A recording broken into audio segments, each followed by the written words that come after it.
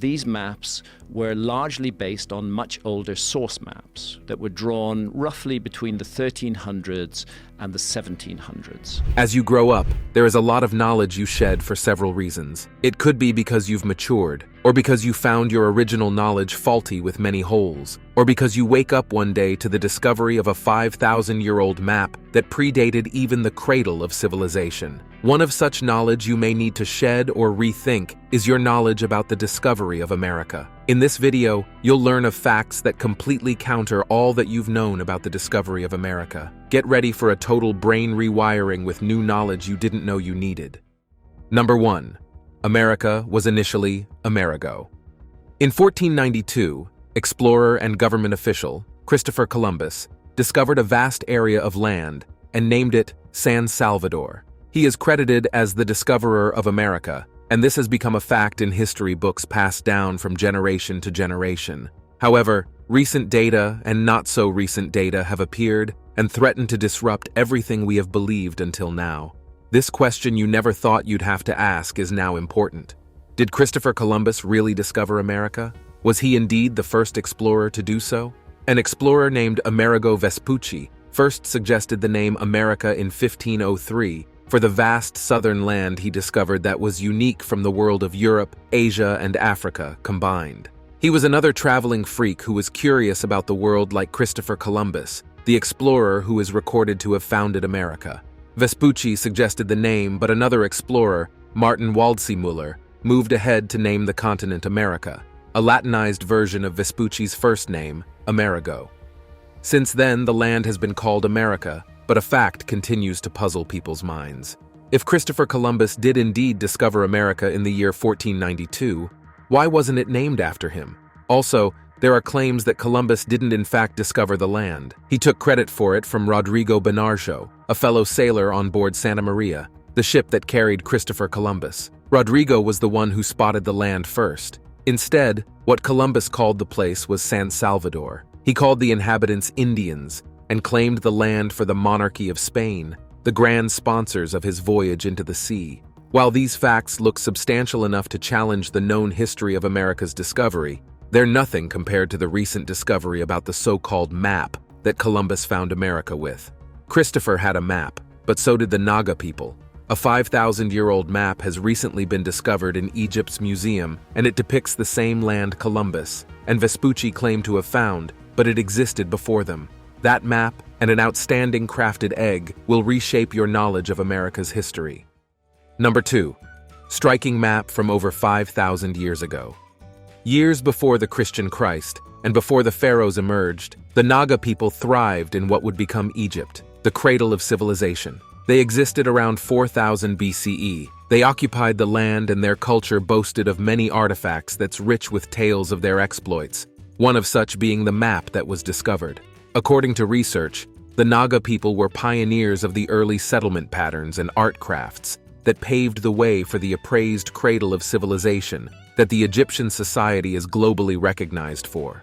It was also the time that trade networks started to get established, setting the foundational components that evolved culturally and politically into ancient Egypt. The Naga people lived the Nagata way of life. Some scholars are fascinated by the artifacts left behind by the Naga people. These artifacts, they are convinced, stand as very insightful and informative sources for data about the Naga people and some historical events that the present world uses to understand Egyptian society. Number 3. The Nubia egg. It is based on these artifacts that our understanding of Egyptian society, religion, and art stems from. It is from the Nagata people that the human artistic wonder Nubia egg originated from. In 1907, British archaeologist Malaby Cecil Firth discovered a uniquely sculpted egg with indigenous carvings on it. This discovery is very important to mention because this one egg has been the center of heated debate across the globe for decades. Based on the interpretations of this egg, doubts have risen concerning the true history of Egyptian civilization and their knowledge of America before anyone else. The magnificent egg sits in the Nubia Museum in the south of Egypt, and experts date it back to 7,000 years ago. This egg is even older than the recently discovered map. The creative wonder was discovered in a gravesite believed to belong to the original era, a time where pioneers arrived in the Nile Valley in their numbers. Number 4. The pyramids may have been conceived a long time ago. It is said that it was originally an ostrich eggshell decorated with intricate pattern designs on all sides of the egg. Many of the patterns are abstract, so popular reception is controversial as there are doubts of its authenticity. However, there are striking depictions of 3 triangles on opposite sides of the egg. The triangles have horizontal lines stretching across them. Beside these triangles is a thin snake, and on the other side of the triangles is a big globule etching. The triangles are suspected to be the first designs of the pyramids that Egyptian history is popular for. The snake, often emblematic of renewal and the cyclical nature of life in ancient Egyptian culture, paired with the triangles symbolizing the pyramids, invites a deeper reflection on the interconnectedness of life, death, and rebirth themes central to the Egyptian understanding of the cosmos. These claims are backed by explanations that the triangles, being 3 in number, resemble the 3 major pyramids located in the Giza Plateau. They are called the Pyramid of Mina, the Pyramid of Khafra, and the Great Pyramid of Khufu. The snake on the side is said to represent the Nile River, with the Nubia egg being found in Lower Egypt. Some experts to suggest that these symbols represent the pyramids of Giza and the Nile River respectively. This interpretation supports theories that ancient Egyptians had a far-reaching impact, possibly even reaching the shores of what is now known as America. These images have sparked debates amongst scholars, as this egg is said to be about 7,000 years old. Many factions have arisen to provide dates they believe are more credible. Modernists believe the pyramids are dated to 4,600 years ago. They say the eggs and the pyramids have over 2,000 years between them. They doubt the possibility of conceiving the idea of the pyramids long before they were built. The question on everyone's lips is, how did the eggs depict the pyramids built thousands of years after it? Or, some other ask, are the pyramids simply thousands of years older than we have been told? Others have outrightly dismissed the claim of the triangles depicting pyramids. They argue that it depicts mountains instead. That's funny because nobody draws mountains and strikes it through with horizontal lines. The artist had a specific design in mind, and it is clear from the symmetry of the art and the horizontal lines that the artist was not trying to represent naturally occurring mountain ranges. These were not merely attempts to portray natural landscapes. Real mountains rarely exhibit such clean, orderly lines, which implies that the artisans who crafted the egg had a specific, sophisticated artistic intent. It is likely that these shapes carry deeper cultural or symbolic significance, reflecting important aspects of the society that created them. This leads to broader implications about the level of artistic and geographical understanding possessed by ancient civilizations. The detailed and intentional design of the Nubia egg might represent a kind of encoded knowledge blending observable geography with cultural symbolism. This blend suggests that ancient peoples not only had a keen observation of their environment, but also a rich tradition of embedding deeper meanings into their art. Such artifacts challenge us to expand our understanding of how ancient societies interpreted their world and expressed that understanding through their artistic endeavors. Moreover, the ongoing debate about the egg symbolism and its chronological relationship to the pyramids encourages a reevaluation of other ancient artifacts and symbols. Each new hypothesis and interpretation enriches our comprehension of ancient Egyptian culture and its influence on subsequent civilizations. It underscores the importance of revisiting and questioning our historical assumptions, using artifacts like the Nubia egg as a lens through which we can explore and perhaps revise our understanding of history. Additionally, the discussion about the Nubia egg leads to broader considerations about the challenges and limitations of the dating methods commonly used to determine the ages of ancient artifacts and structures. Again, mountains do not naturally have clean lines. Moreover, one must remember that the science behind dating the pyramids' carbon-14 dating is not the best for dating stone constructions, as they are not even the most reliable when dating hieroglyphics. It won't be madness at this point to compare the egg to a Pandora's box, only this time it isn't popping out ills and whatnot. Instead, it's confusion and theories. So much that some scholars believe the hieroglyphics could have been added to the pyramids at a later date, perhaps when the pyramids were repurposed by the Egyptians. These hot takes are not just stemming from anywhere. The conventional methods used to date hieroglyphics like the Giza pyramids have long been criticized. There are allegations of evidence forgery of one of these pyramids. Let's take it back to the controversy surrounding Colonel Howard Vyse. Number 5. Colonel Howard Vyse.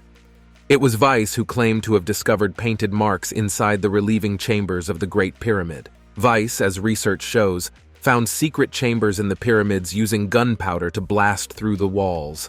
The name of Khufu was found in these painted marks, and he was then credited with constructing the pyramid. This piece of information was then used to date the pyramid. However, some researchers have speculated that it was possible Vyse made up these marks perhaps to make a name for himself in the field and secure his place in history, especially as Vyse lost a sarcophagus he claimed to have found in the Pyramid of Menkaure in 1837. This allegation has caused many people to scrutinize Vyse's character and what it could mean if he really forged the evidence. On the other hand, are those that have provided proof that the pyramids are about 8,000 years old. Number 6. The Pyramid of Menkaure. In 1837, Howard Vyse set out with a crew to explore the Pyramid of Menkaure. After his exploration of the pyramids of Giza, Vyse was popular for his rough style of blasting through walls to get to the inner chambers of the pyramids. It is this same style he applied in his exploration of the Pyramid Menkaure. Unlike the first exploration where Vyse could provide evidence to his findings, Vyse brought back an artifact from a chamber he blasted through. According to Vyse, this chamber belongs to Menkaure, but there was no substantial evidence to back up his claim. However, Vyse left with the stoned coffin of Menkaure, the 4th dynasty Menkaure. He took it with his crew and allegedly lost it while at sea. There are reports of the sarcophagus experienced quite a journey before it was eventually lost to sea. When Vyse's team managed to pick up the coffin from the chamber, they dragged it to a boat and onboarded it. There and then, Vyse baptized it Beatrice. Then Beatrice traveled with the crew from Alexandria, then headed to Italy, and some people say it reached the soil of Cyprus as well. All of these ended up as tales because Vyse and his crew never showed up with Beatrice. The priceless Egyptian artifact was last at sea. This information strengthens the resolve of Tous rising doubtful stares at Vyse's discovery, but further reduced confidence in the dating system of hieroglyphics. Historians are now urging for more stringent verification of historical evidence and are increasingly questioning long-held historical assumptions. The ongoing scrutiny of Vyse's work continues to drive discussions about the need for more transparency and accuracy in archaeological research. This situation has prompted many experts to reassess other historical findings as well. They are questioning whether other discoveries may have been altered or misinterpreted over time. This kind of skepticism is beneficial, as it promotes the development of better research methods and more careful studies. It encourages historians to reconsider old findings with a new perspective, leading to a more detailed and precise approach to studying history. Everyone involved is motivated to avoid the kinds of mistakes Vyse might have made. While striving harder to validate their findings, this push for greater clarity and truthfulness in historical research helps ensure our understanding of history is as accurate as possible. This will ultimately help to foster greater trust in the historical narratives we share. This commitment to verifying the truth is essential for maintaining an honest and meaningful record of history for everyone. Such a commitment raises important questions and invites us to re-examine established historical certainties. What if we got the age of the Giza pyramids all wrong? What have we been believing all these years? Number 7. A Sphinx guards the Giza pyramids. For these guys, the pyramids align with some astronomical phenomena that point to an older period in history. For them, there's evidence that suggests that people of ancient civilizations possessed the tools and the skills required to build such massive structures. They point to geological evidence like weathering patterns. This line of thought has been explored by Dr. Robert, a geologist and professor at Boston University. His work on the Sphinx, which has guarded the Giza pyramids for thousands of years, centered on weathering patterns. Shulk's curiosity about the age of the Sphinx was sparked when he observed distinct erosion patterns that did not seem to align with what one would have expected from wind and sand. Wind and sand are important here because they are the main erosion agents in Egypt's climate. The patterns instead tell a story of the Sphinx being subjected to extended periods of heavy rainfalls. This would have caused deep weathering on the bedrock made of limestone. Other sources confirm that such climatic conditions have not been experienced in the Giza Plateau for thousands of years. According to this analogy so far, this would mean the Sphinx probably was built before the Sahara Desert. Again, the erosion pattern Shulk identified on the Sphinx's enclosure was vertical and undulating, which looked to have been caused by running water. Other geologists apart from Shulk have confirmed that these features are proof of erosion caused by rainfall. This would have been prevalent in the Neolithic subpile period of 10,000 to 5,000 BC. During this period, the Sahara Desert used to have a wet climate that supported rivers and lakes. What this means is that the Sphinx and the Giza pyramids could have predated the Dynasty Egypt period. Other writings exist, and they suggest older dates for the construction of the pyramids. One such is the work of Al-Menkaure. Al-Menkaure was an ancient Egyptian historian who contended that Pharaoh Khufu did not build the Great Pyramid.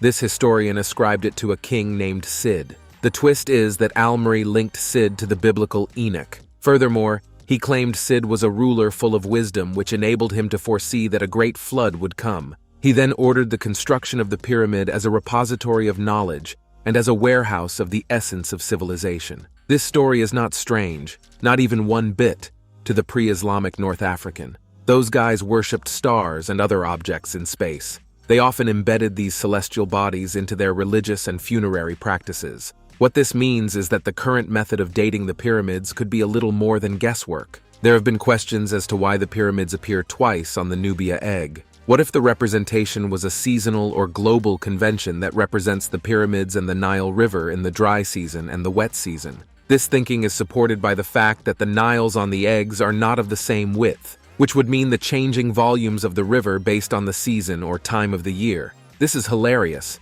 How would anyone accurately represent the width of a river in a drawing? And this was thousands of years ago. Those sketches, literally sketches, had no way of being accurate representations of real-life objects. The most they could do is mimic or make an attempt to, and that's what it did. Anyway, what this take implies is that while the Nubia egg depicts pyramids and a river, the inspiration for the design was actually to depict the changing times of the year. If you think that's all, you're in for a surprise.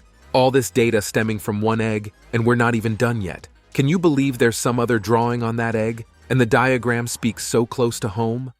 Number 8. The lost city of Atlantis may be real.